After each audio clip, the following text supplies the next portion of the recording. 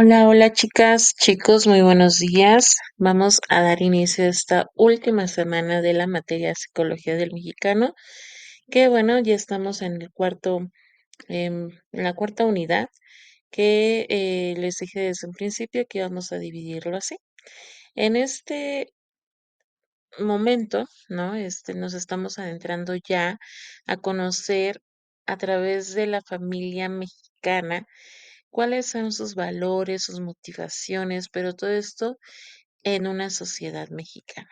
Es decir, cómo ya vimos desde la historia, ¿no? De los antepasados, cómo se formaron, cómo fuimos pues de alguna manera conquistados, cómo formamos familia, cómo somos la representación, el núcleo de una sociedad, pues ahora tenemos también valores y motivaciones que en algún momento también ya hemos platicado de ello, por lo tanto es importante que tú reflexiones acerca de la importancia de estos valores culturales del mexicano. El bloque tiene estos parámetros que son de alguna manera de donde arrancaremos, ¿no? Flojera, una realidad mexicana, tristeza y psicopatología en México, la familia mexicana, abnegación de los mexicanos, la corrupción en México, etnopsicología mexicana. Cuando nosotros hablamos acerca de la flojera, nos preguntamos si es una realidad mexicana. Y al hacernos esta pregunta, pues de alguna manera también nos imaginamos vivir quizá en una sociedad sin valores, ¿no? En donde la pereza, en donde valores negativos como el rencor, el odio, la falsedad, la violencia, todos estos antivalores, mm, pues surgen, ¿no? En una sociedad sin valores, pues imagínate vivir en ella, ¿no? ¿Cómo sería? ¿Cómo sería esta sociedad? Una sociedad en donde no haya Estado de Derecho, donde no haya personas dispuestas a trabajar por el bien, la belleza, la bondad, la justicia, ¿no? Entonces, seguramente sería caótico. Aquí, los pueblos que no conocen su historia corren el riesgo de repetirla. Es decir, ¿qué ocurre en el caso del mexicano? Hay un escritor llamado Moisés González Navarro y este escritor menciona en su libro El otro yo del mexicano que en México se le da un valor elevado al trabajo. Es decir, es sumamente importante en la vida, tanto que como se vio en la clase pasada, pues existen leyes, existen derechos que se defienden y controlan de algún modo para el desarrollo íntegro del ser humano. Y de tal manera que tanto el trabajador como el patrón deben de estar amparados y deben de evitar caer en alguna falta, ¿no? Eh, Según también este autor, pues menciona que desde el origen de la organización de la colonia, pues se buscaba deprimir el espíritu de la nueva raza.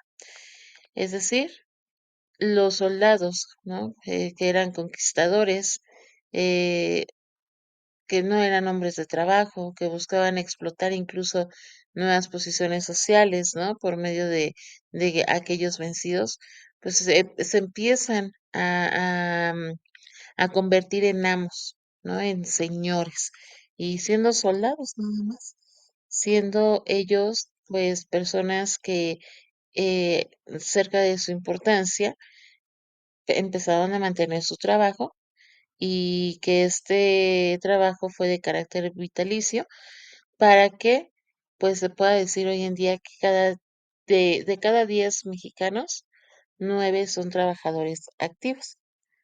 En este entendido, también podemos hablar en una estadística que solamente el 65% de los mexicanos están satisfechos con su empleo, ¿no? La mayoría de las personas en México trabajan por dinero, ¿no? Igual que todo el mundo. Sin embargo, en un estudio que se realiza, el 70% de los entrevistados manifiestan que su objetivo al trabajar es la producción de los ingresos. Es decir, queda en segundo plano el desarrollo profesional y esto pues hace minoría. Por lo tanto, el sueldo es un factor decisivo en México. ¿Esto qué quiere decir? Quiere decir que eh, ¿no? Hay un porcentaje de muchas personas que incitan al otro a trabajar. Hay también un porcentaje mínimo en donde hay mexicanos que se sienten productivos trabajando, pero también hay un porcentaje mínimo en el que muchos mexicanos miran el trabajo como una oportunidad para aprender, para tomar experiencia, ¿no? Entonces, la pregunta que decíamos en un principio, ¿no? La flojera es una realidad mexicana, pues realmente las personas que habitan este país, ¿cómo, cómo conocen a las personas que trabajan? Como obreros, ¿no? Estos obreros es sinónimo de gente que se esfuerza, que trabaja con dedicación y hace las cosas bien a pesar de no estar satisfecha con la remuneración de su trabajo, ¿no? Pero sí, el sueldo es un factor decisivo en México. Hay trabajadores, ¿no? Que perciben un salario quizá de 600 pesos mexicanos, pero es quincenal, ¿no? Estamos hablando de 1,200. Y el patrón les exige mucho, pero les motiva económicamente poco. Esto provoca que muchos ciudadanos emigren a otros lugares para buscar, pues, mejores condiciones de vida para ellos y para su familia. Eh, Muchas personas, muchos eh, sudamericanos quizá, y también mexicanos, pues intentan cruzar la frontera, ¿no? De Estados Unidos y son conocidos como ilegales. Y en este intento pierden la vida. Para la mayoría de los obreros mexicanos, pues también corre el riesgo, es la mejor opción, ¿no? Y los mexicanos saben que el trabajo enaltece al hombre. Saben que es con el sudor de su rostro por lo que comerán las familias mexicanas y que también deben de esforzarse bastante para alcanzar ese objetivo. El mexicano no es una persona floja. Lo cierto es que sí hay insatisfacción, esto en su labor, ¿no? Se podría atribuir también a la falta de preparación que se tiene. A veces el sistema educativo no se ha extendido lo suficiente o también las condiciones económicas y personales no son las primordiales como para, vamos a decir, tener esa responsabilidad de estudio, ¿no? Por lo tanto, entonces falta sensibilizar a a los ciudadanos en muchas cuestiones. Eh, Cuando A ver, creo que me pasé. Ok, es lo que les acaba de comentar. Sin embargo, existe, ¿no? Una gran rotación en el empleo. Es decir, siempre mencionan que aquí no que aquí todos son reemplazables, que te puedes ir a la hora que quieras. Eso nos conlleva a no tener una estabilidad. Y el trabajador mexicano pues siempre vive con incertidumbre de no saber qué pasará el día de mañana. No tiene una plaza segura, recibe un salario mínimo, a veces menos de lo mínimo. Una persona suramericana, pues a veces percibe mucho menos, ¿no? Y no puede darse a lo mejor un lujo de disfrutar una comida deliciosa con su familia. Solamente un refresco quizá de 2,5 litros, ¿no? 1 kilo de tortillas, un kilo de carne, ¿no?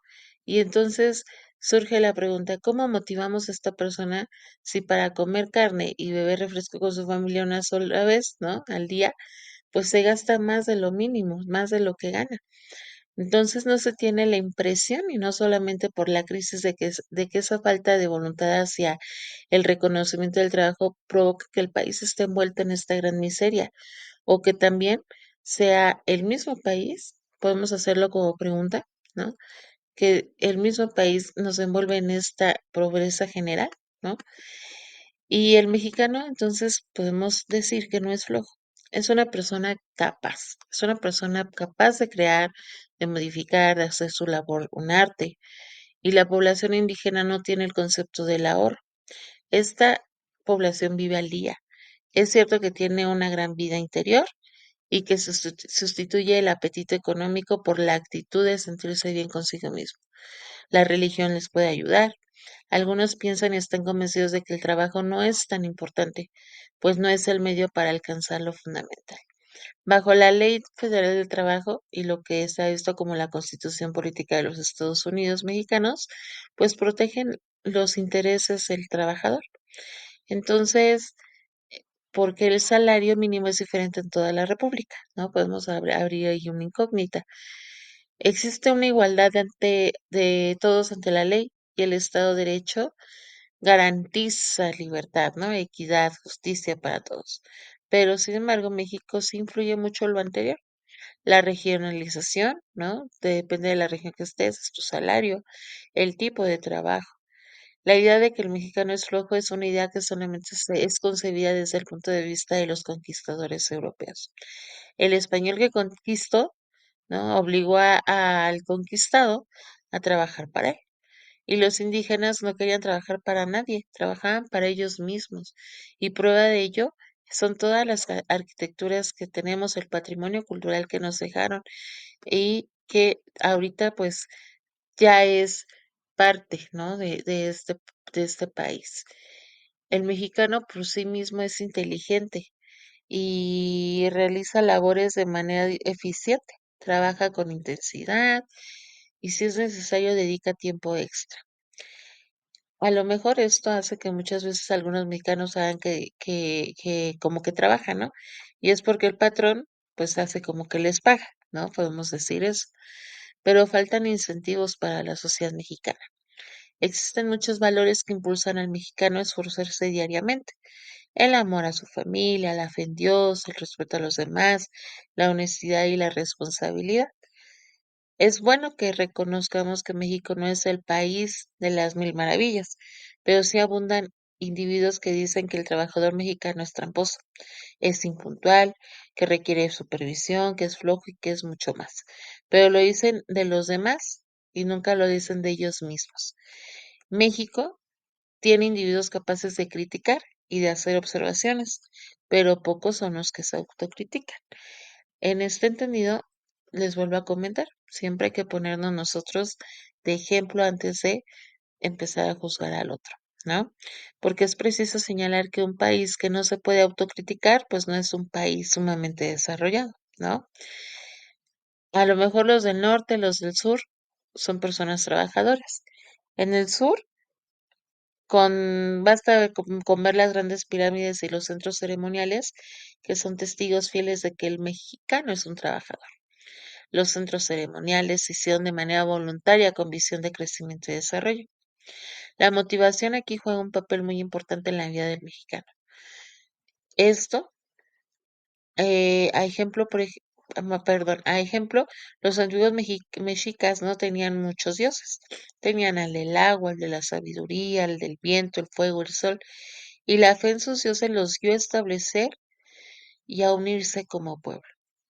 No fue fácil para ellos quise establecerse, pero su motivación los hizo construir chinampas para acrecentar el terreno del islote y recoger dos o tres cosechas al año. Así empiezan a dominar todos los pueblos mesoamericanos. Sus comerciantes eran personas hábiles y valientes.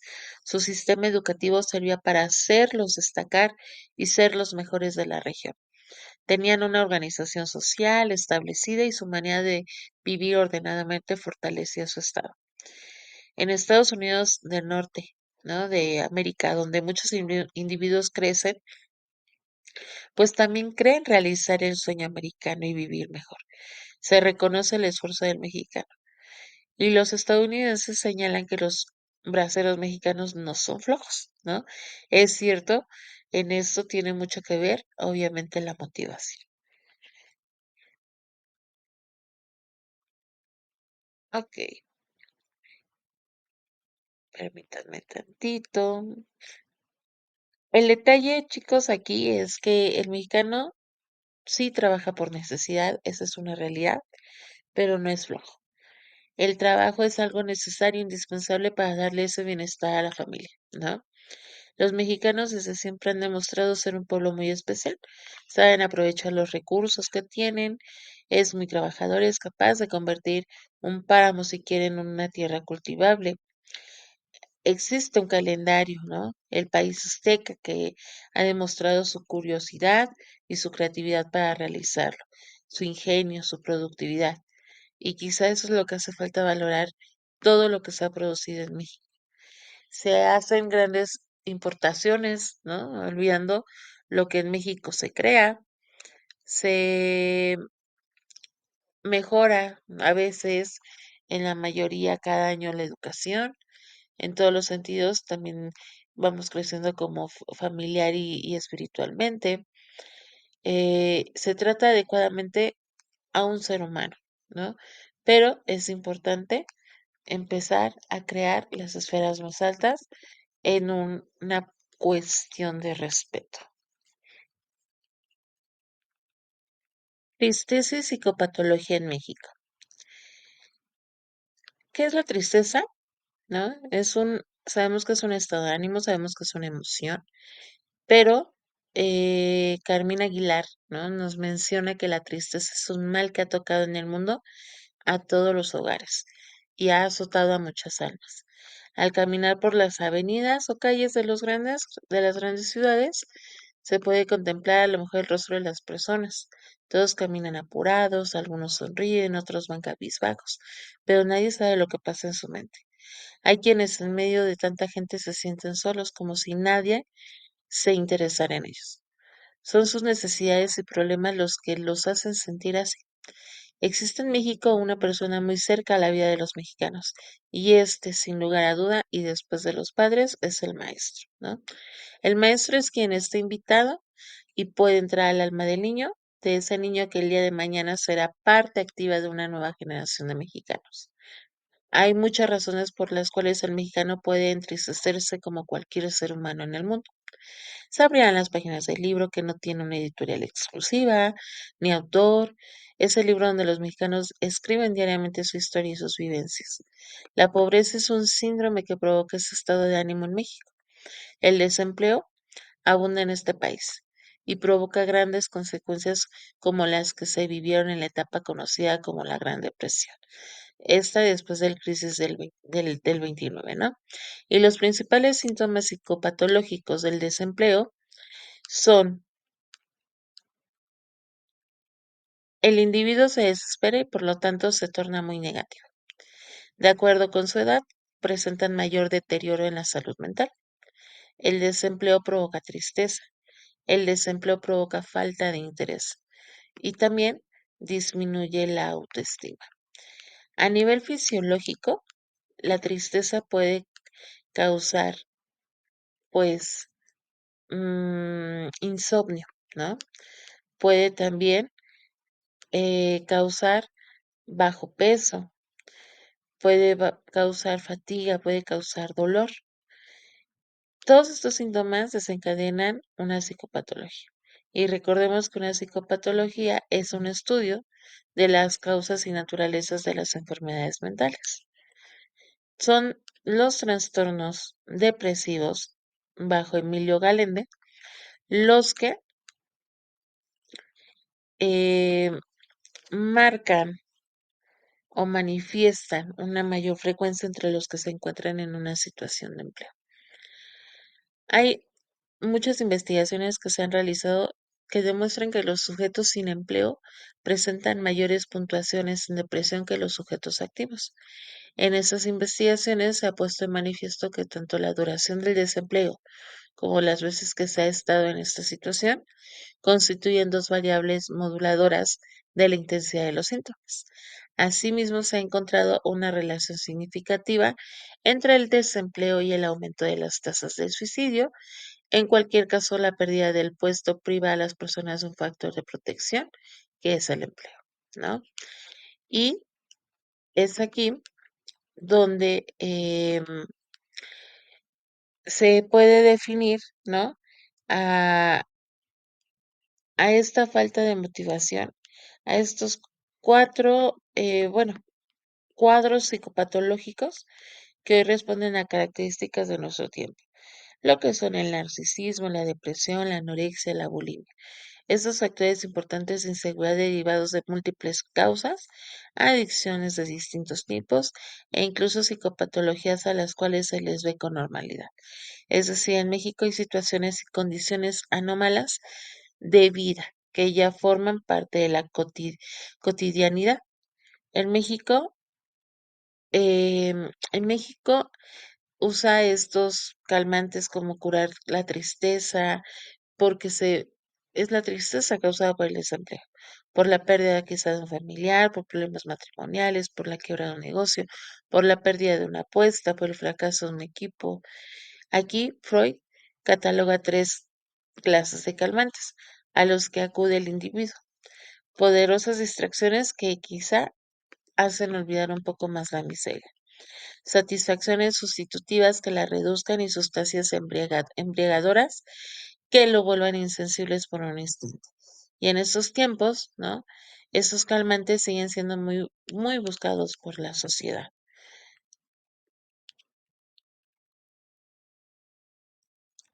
Ok, hasta aquí chicos voy a dejar el video. Vamos a empezar. Esta parte de la familia mexicana la voy a abordar en el siguiente video. Va a ser en el mismo, videíto. Y vamos a empezar a trabajar con esta primera parte. Estas son las actividades de la semana, ¿ok? Del tema tristeza y psicopatología del mexicano elabora una lista de circunstancias que provocan malestar en la conducta humana y sus motivaciones. Señala cómo busca el ser humano encontrar alivio con base en los tres calmantes que propone Freud, ¿ok? Y bueno, les voy a comentar, eso lo pueden buscar también, los tres calmantes de Sigmund Freud que se los acaba de comentar, ¿no? Poderosas distracciones que hacen olvidar un poco la miseria, satisfacciones sustitutivas que la reduzcan y sustancias embriagadoras que lo vuelvan insensible por un instante.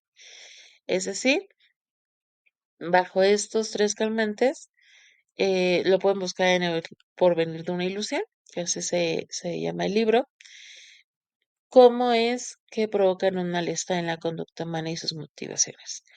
Y vas a empezar a elaborar un ensayo relacionado con todo lo que hemos visto de la psicología mexicana. Eh, Esto lo vas a hacer en 2 cuartillas máximo. Bueno, lo envías un PDF y todo lo que hayas entendido acerca de la materia, ¿vale? Este va a ser tu trabajo final. No vamos a hablar de un examen, ¿ok? Vamos a evaluarlo directamente con el ensayo para saber qué tan interesante te fue, qué tan interesante viste la materia y todas tus opiniones que tengas acerca de la misma, ¿vale? Les adjunto el video el siguiente miércoles. Que tengan muy bonito inicio de semana y estamos en contacto. Gracias.